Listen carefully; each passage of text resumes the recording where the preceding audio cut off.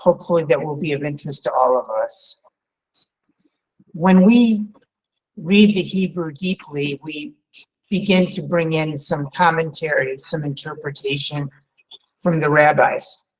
So we don't always rely exclusively on the words of the text, but we rely on an oral tradition that's been passed down for many thousands of years. Yes, Sammy. You're muted, brother.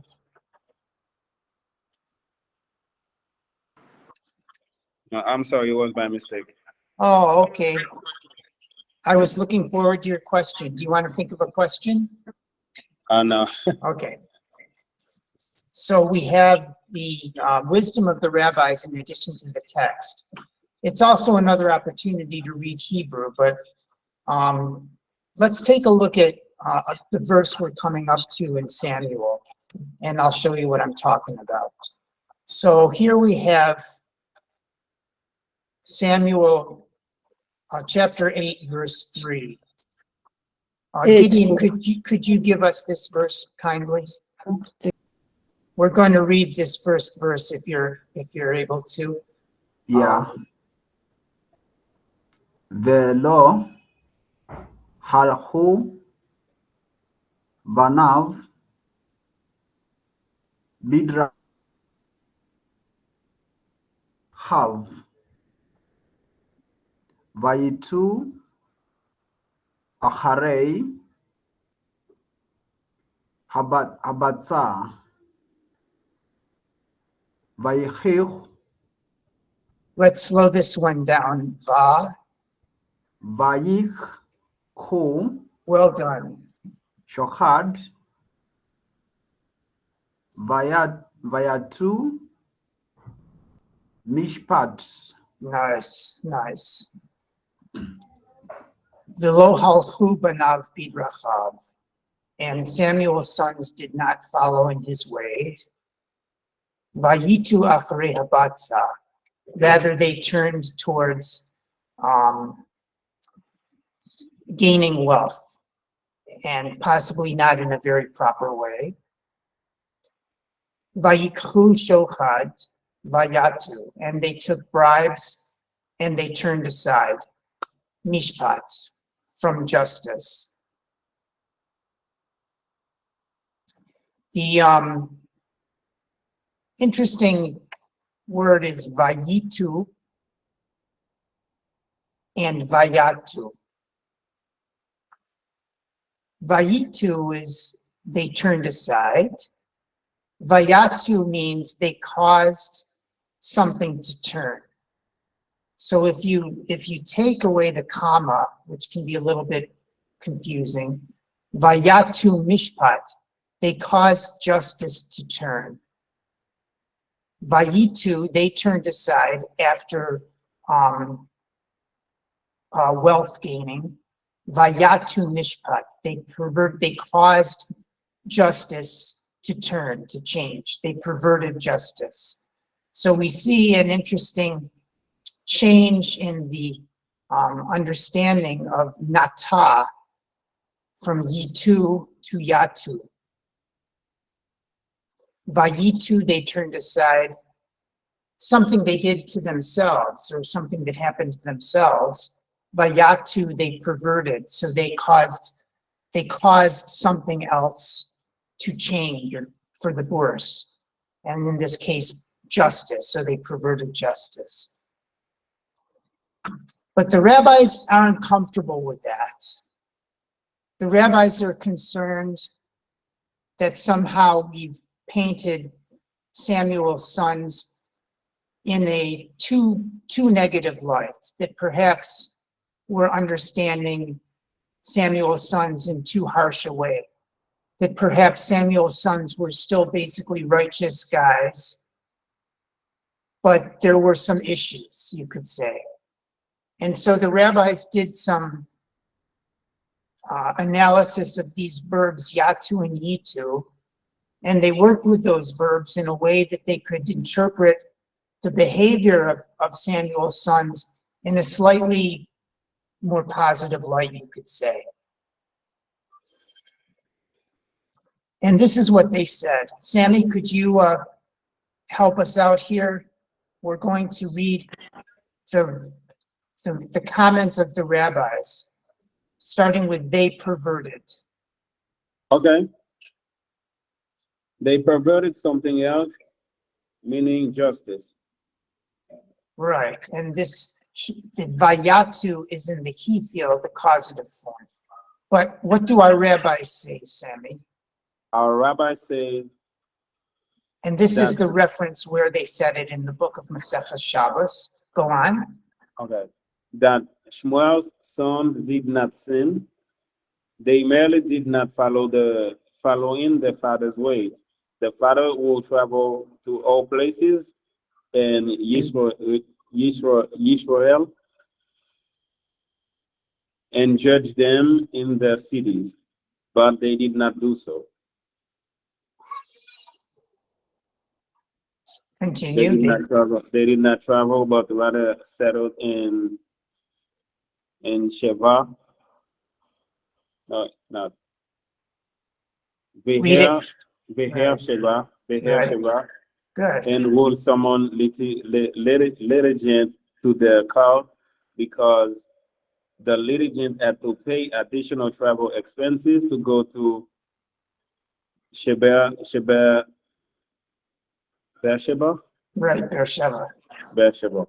Many those who forego their claims and thereby corrupting the justice system in order to increase the income of the agent and squads. Very good.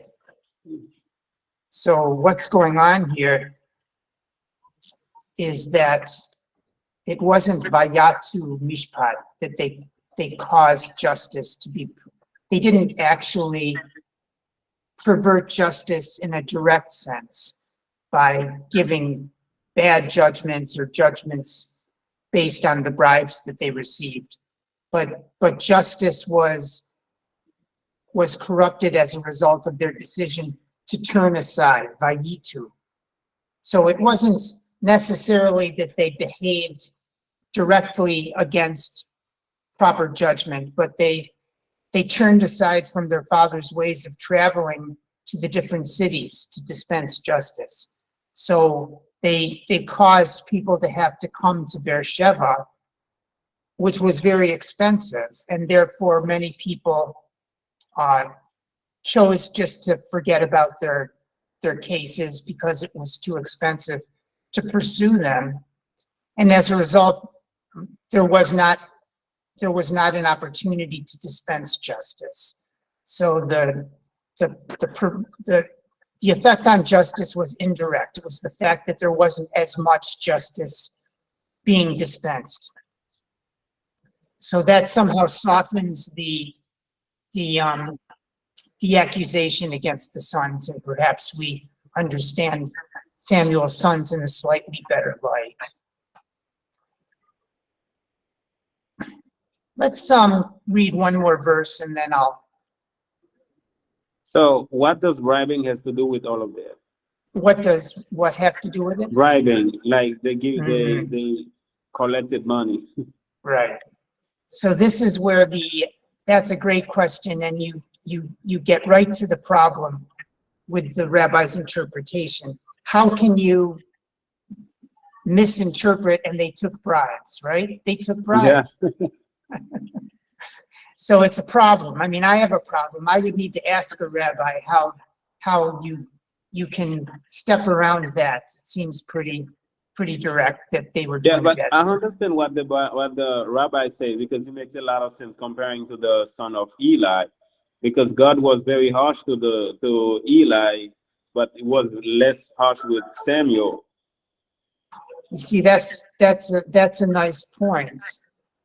So somehow the fact that Samuel's sons weren't punished led the rabbis to somehow try to soften the accusation against them. It makes sense. Yes, it does. Yeah. So this is the struggle. We always want to put these Bible characters in the brightest light possible. And this happens all the time in the rabbis' discussions as they try and clarify, especially with King David, because if you don't read carefully and understand the tradition about King David, he did some pretty wild things. Yes, yes. Right. So anyway, and we'll get to those unless we shift gears, and I am thinking about shifting gears. Maybe we could do some work in Psalms and take a break from Samuel, but we'll see about that. Sammy, why don't you give us the next verse to get a little practice in Hebrew, and then we'll do some more basic reading drill. Let me bring the next verse up here. Okay.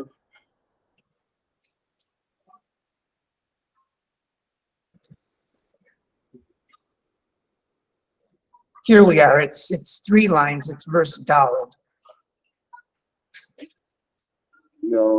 Okay. I can make it bigger also. Please. Yeah.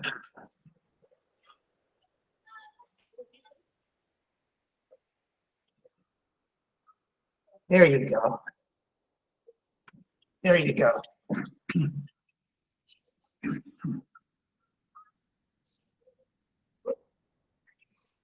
Vayidka betzu hil signe Yisrael. Notice, let me just point out in the first word, the shva under the bet is going to be silent. And then in the next word, the vowel, the kaf is not a chiri. You'll get that right this time. Let's try once more from the beginning with the proper pause after the bet. Vayid kabzu There you go. Nice. kol ziknei Yisrael vayabohu el Shmuel Aramata. Very nice. And this is an interesting use of the hey.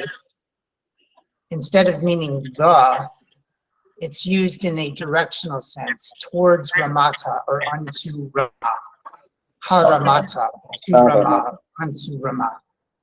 And all of the elders of Israel gathered together, and they went to Shmuel, to Samuel, in Ramah. And this is the moment in time when we'll see that they're asking for their king. Good job.